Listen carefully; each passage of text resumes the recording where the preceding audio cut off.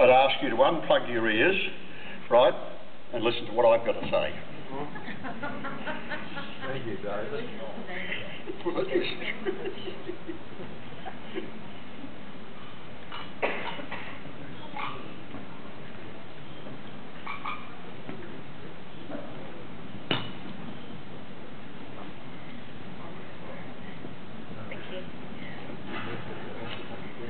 Convention Chair, District Governor, guests, Lions all. I'm here to talk to you about the Brisbane Holland Park Lions Club emergency bedding project and providing swag for homeless.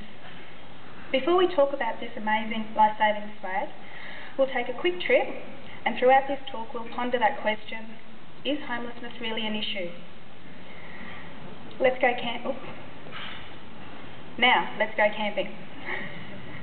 Okay, so what does camping have to do with homelessness, I hear you whisper? Well, let's have a look and see. The Christmas holiday period is coming. What are you going to be doing? Are you going on holidays?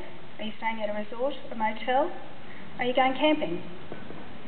Last year for Christmas, I went to Stradbroke Island camping with a couple of girlfriends.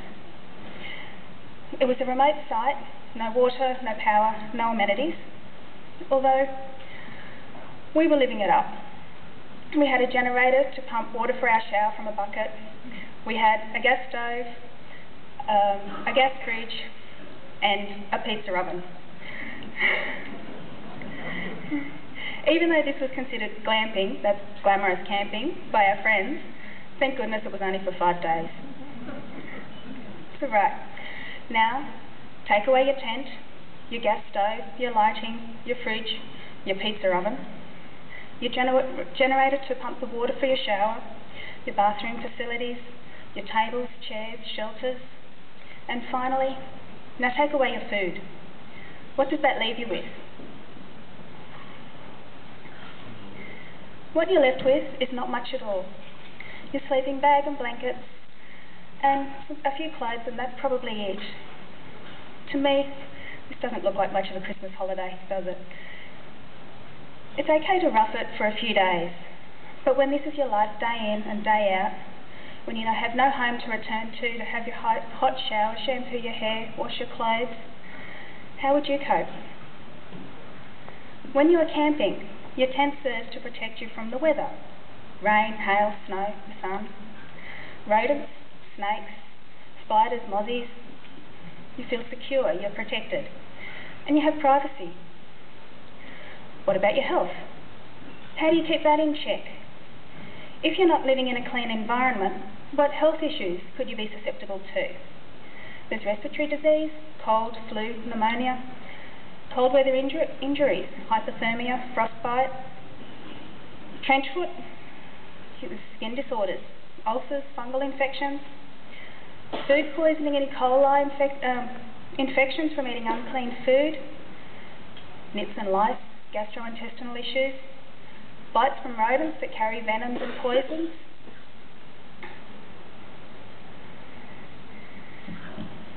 The Australian Census Analytic Program breaks homelessness down into 3 categories. There's your primary homeless. They're people without your conventional accommodation. So they're living on the streets, squatting in derelict houses, cars, railway carriages. They're your rough sleepers. Then you have your secondary homelessness, which are people that are frequently moving from one temporary form of accommodation to another. So they might be in a short-term shelter, staying with a friend. They're your couch surfers. Then you have your tertiary homelessness, and they're people that are in boarding houses, medium to long term. Your tertiary homeless is still considered a homeless category because even the boarding houses are usually below the minimum standard of a self-contained flat.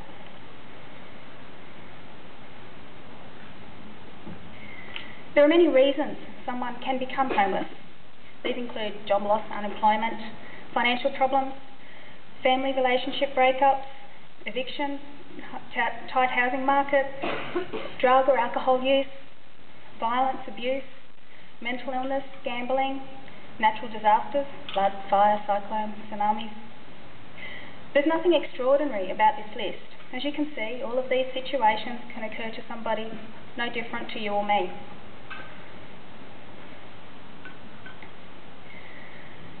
16,375 Australians will sleep on the street tonight. According to the 2006 census, there are 104,676 homeless people in Australia, with an estimated 26,782 here in Queensland and 5,395 in Brisbane. 1 in 38 Australian children aged 0 to 4 will have spent time in a homeless service. Girls aged 12 to 18 experiencing homelessness outnumber boys of the same age group. During 2011, 99,000 people sought housing assistance from homelessness. Of those, 25% had a mental issue or a substance abuse issue. So what caused the other 75% to end up being homeless? Up to 80% of families and 60% of individuals are turned away from emergency shelters. 48% of those turned away are not referred to another service. Each day, nearly 1 in every 200 Australians is homeless without safe, secure or affordable housing. Yes, this is an issue larger than what we can control or fix, unfortunately, but we are lions, and lions will always find a way to make it better for the disadvantaged. In this case, we have the ability to make life for those in our community sleeping rough a little bit more comfortable and a little bit safer. So I ask, is there something that you can do? Swags for Homeless is a national not-for-profit registered charity and the winner of the 2011 Australian Human Rights Award for Best Community Organisation. Launched in 2009, over 5,000 backpack beds have been distributed to over 200 charities across Australia, New Zealand, Germany and the United Kingdom. The backpack bed meets 47 international safety and quality standards, has built-in mattress and rolls up to be worn as an ergonomic backpack. It has fire-retardant protection, is waterproof, windproof, mildew-resistant and weighs approximately 3.1 kilos. The tropical swag is designed for Queensland's warmer climate. It features a mosquito net that can be elevated off the body, ventilation panels can be set, and it can be set into an A-frame for airflow.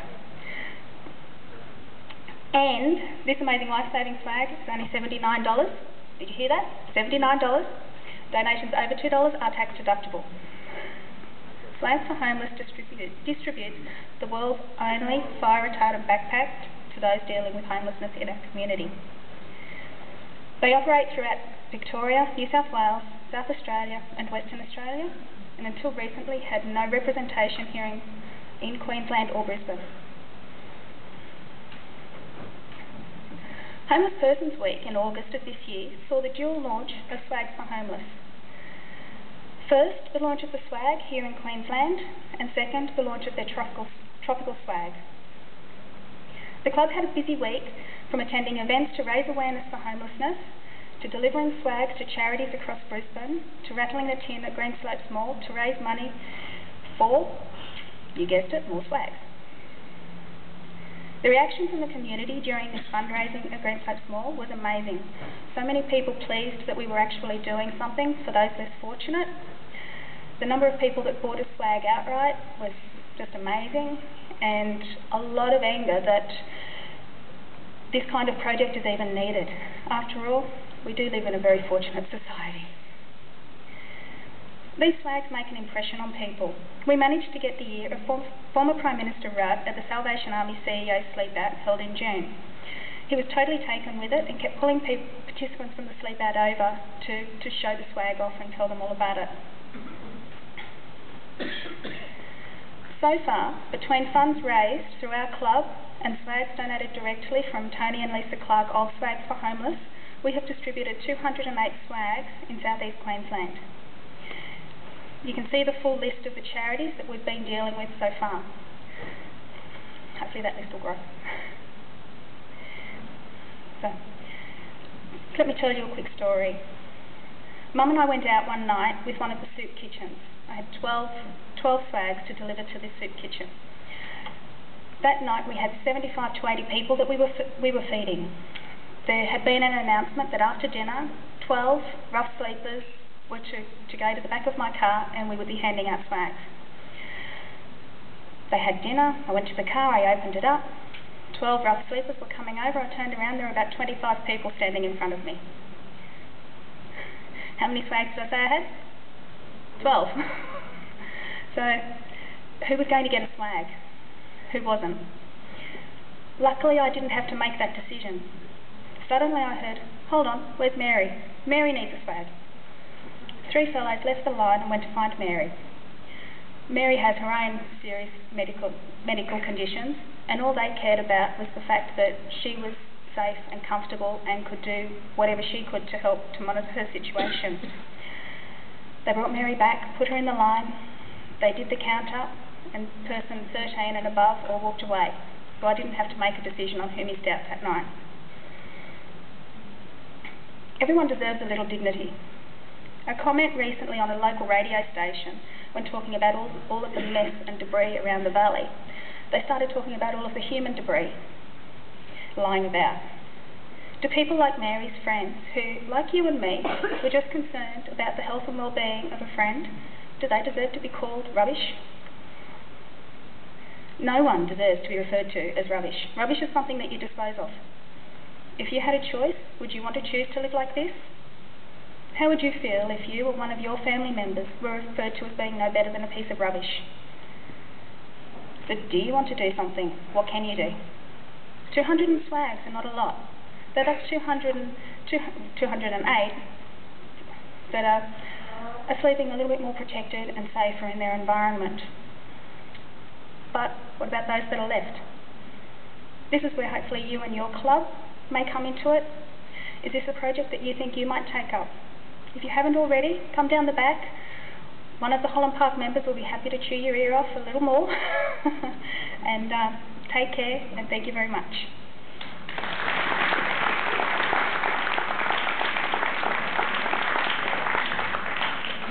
Thank you very much, Danielle, for that. Lions, we decided to bring this to the convention because it is something new for you to consider. Homelessness is on the increase everywhere throughout Australia. And I take the point that Danielle made about referring to those people as rubbish. That's insulting our own citizens. What we would like you to do is think about this project.